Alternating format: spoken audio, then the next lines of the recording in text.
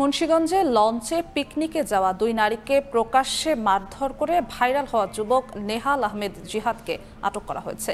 Police জানায় দুপুরে তাকে জিজ্ঞাসাবাদের জন্য থানায় নিয়ে আসা হয়। ভুক্তভোগীদের অভিযোগ, হামলাকারীরা তাদের টাকা পয়সা এবং মোবাইল ছিনতাই করে নিয়ে যায়। শুক্রবার সন্ধ্যায় দক্ষিণ কেরানীগঞ্জ থেকে এমভি ক্যাপ্টেন লঞ্চে করে পিকনিকে যায় ৩ শতাধিক পর্যটক। লঞ্চটি মুন্সিগঞ্জের মুক্তাপুর লঞ্চঘাটে ভিড়ে। লঞ্চ থেকে নেমে কয়েকজন ঘাট এলাকায় নাস্তা কিনতে যায়। সেখানে কয়েকজন বখাটে মেয়েদের নিয়ে অশ্লীল মন্তব্য করে। এর প্রতিবাদ করলে দুপক্ষের মধ্যে কথা কাটাকাটি হয়।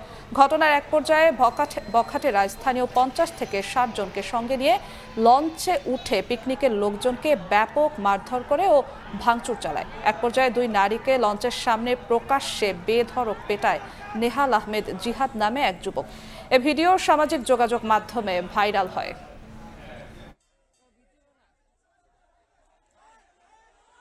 মেয়েদেরকেও স্থানীয় কয়েকটা ছেলে এরা মারধর করে।